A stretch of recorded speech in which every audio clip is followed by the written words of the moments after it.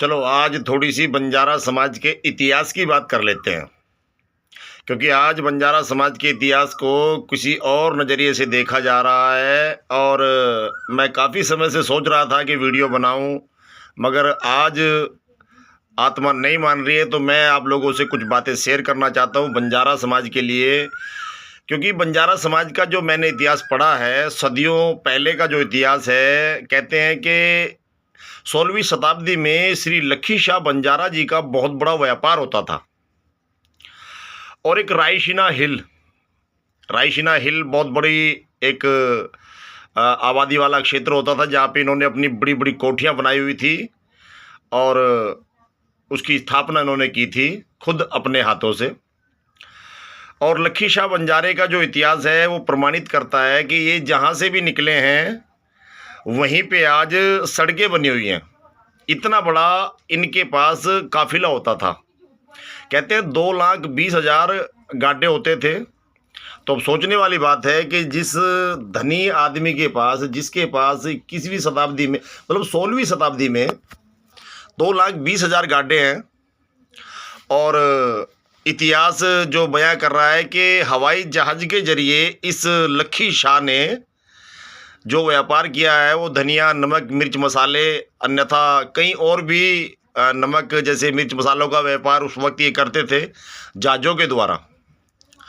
और फिर जो बात आती है कि ये जो संसद भवन इन्होंने 100 साल के लिए लीज पे चढ़ाया था, तो यहाँ से पता चलता है कि ये काफ़ी धनी सेठ था। और फिर एक इतिहास प्रमाणित ये भी करता है, प्रमाणित नहीं करता, ये सत्य है कि जहाँ भी जाते थे खुद का कुआं खोदकर पानी पीते थे। सोचिए आप, वो कितना बड़ा व्यापारी था, कितना बड़ा सेठ था। यानी कि वो 16वीं शताब्दी के अडानी और अंबानी के बराबर के शाहूकार थे। और इधर सागर झील एमपी में बताते हैं कि सागर झील में जब पानी नहीं आया तो अपने बेटे और बहू की बलि देने के बावजूद उस झील में पानी आया था। गुरु तेग बहादुर सिंह जी की धड़ का इन्होंने अपने घर में अंतिम संस्कार किया था। रकाबगंज गुरुद्वारा आज इनके इतिहास की गाथा गाता है, मगर आज घुमंतु और अर्ध घुमंतु इनको बना दिया जाता है। मैं थोड़ा सा यहाँ से दुखी होता हूँ, क्योंकि आज इस समाज को जो है ना किसी और नज़रिए से देखा जा रहा है। अब सोचने की बात है, अब आपको घुमंतु, अर्ध घुमंतु, आप आरक्षण की मांग कर रहे हैं। आरक्षण की मांग करना वैसे मेरे हिसाब से तो ठीक नहीं है, मेरे हिसाब से ठीक नहीं है। क्योंकि आप तो यार लखी शाह एक व्यापारी के वंशज हैं, जिसने दुनिया को, देश में, भारत में व्यापार जिसने सिखाया, पूरी दुनिया को व्यापार सिखाया, प्लस देश के लिए बलिदान दिए हैं बहुत बड़े बड़े उस वीर लखी शाह जी ने, जो बंजारा जी थे। मगर आज घुमंतु, अर्ध घुमंतु की नज़रों से उस समाज को देखा जा रहा है। तो मैं मानता हूं कि जिसके पास इतनी बड़ी प्रॉपर्टी थी, वो जहाँ पे आज संसद भवन बना हुआ है वो भी लीज पे दिया था श्री लखी शाह जी ने। और रकाबगंज गुरुद्वारा दिल्ली में आज भी उनके इतिहास की गाथा गाता है। और ऐसे ऐसे काफ़ी, रकाबगंज में क्या, इधर मथुरा में, कासगंज में, आगरा में, अलीगढ़ में, और काफ़ी जगह इनकी आज भी प्रॉपर्टी देखी जाती है। भानगढ़ किला इनका देखा जाता है, रायसीना हिल वो भी देखी जाती है। और ऐसे महान पुरुष को यदि आप उनके वंशज को घुमंतु और अर्ध घुमंतु कैटेगरी में डालते हो तो कुछ ठीक सा नहीं लगता। क्योंकि ये घुमंतु, अर्ध घुमंतु कैटेगरी कुछ अलग सिस्टम की कैटेगरी होती है। और आज भी भारत के अंदर कोई घुमंतु है, कोई अर्ध घुमंतु है, कोई एससी में, कोई ओबीसी में, कोई एसटी में, कोई जर्नल में, कोई स्वर्ण में। तो ये भेदभाव बहुत ज़्यादा भारत देश में चल रहे हैं। मैं सरकार से यही उम्मीद रखता हूं कि आरक्षण तो किसी के लिए भी ठीक नहीं है, आरक्षण किसी के लिए भी ठीक नहीं है। आरक्षण से कुछ होने वाला नहीं है।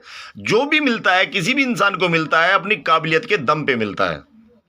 रही बात, कहते हैं कि आरक्षण मिलने पर नेता और क्या होता है, हमारा राजनीति में हिस्सेदारी हो जाती है। राजनीति में हिस्सेदारी तो आप जब चाहे जब ले सकते हैं, आप में दम चाहिए। नेता मंत्री कोई माँ के पेट से पैदा नहीं होते, बनना पड़ता है। समाज के लिए मरना पड़ता है, जीना पड़ता है, दिन रात एक करना पड़ता है। टांग खींचने वाले बहुत मिलेंगे, मगर चलना पड़ता है। यदि आप हर रास्ते में आने वाले ईंट को, पत्थर को ठोकर मारोगे तो मंजिल आपसे दूर चली जाएगी। आप चाहते हैं राज करना, तो आपकी 15 करोड़ की आबादी है, 15 करोड़ की आपकी जनसंख्या है। आप आने वाले समय में जब जनगणना शुरू होगी तब आप बंजारा लिखवाइए, और जनगणना में जब आप बंजारा लिखवाएंगे और पूरे समस्त बंजारा समाज एक होकर, एक मिलकर आपस में लड़ेगा, और हर विधानसभा पे, हर लोकसभा सीट पे आपकी 40,000, कहीं 45,000, कहीं 50,000, कहीं 60,000, कहीं 70,000, कहीं 1,00,000 वोट हैं। जब आप किसी बंजारा समाज के बेटे को, भाई को खड़ा करेंगे, उसे सपोर्ट करेंगे, तो फिर कैसे आप नेता मंत्री नहीं बनेंगे? अभी आपने देखा है चंद्रशेखर रावण ने एक Bhim army party, Bhim army संगठन बनाया। आज वो पार्लियामेंट में बैठे हैं। समाज ने साथ दिया, समाज ने सपोर्ट किया। तो यहाँ से मुझे कुछ लगता है कि घुमंतु अर्ध घुमंतु में वैसे मेरे समाज का काम नहीं था, क्योंकि मेरा समाज तो एक क्षत्रिय समाज है, जिन्होंने देश के लिए, धर्म के लिए बड़े बड़े बलिदान दिए हैं।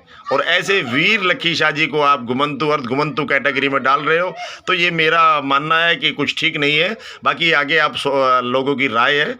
वैसे मैं आपसे कमेंट चाहूँगा और राय चाहूँगा कि आपकी इस पे क्या राय है। मैं काफ़ी समय से परेशान हूँ इस चीज़ के लिए, क्योंकि जब एक तरफ इतिहास देखता हूँ ना, इतिहास, तो फिर दूसरी तरफ ये घुमंतु अर्ध घुमंतु, तो दोनों बात ये मिलती नहीं, आपस में मेल नहीं खा रही हैं। इसमें आपकी क्या राय है?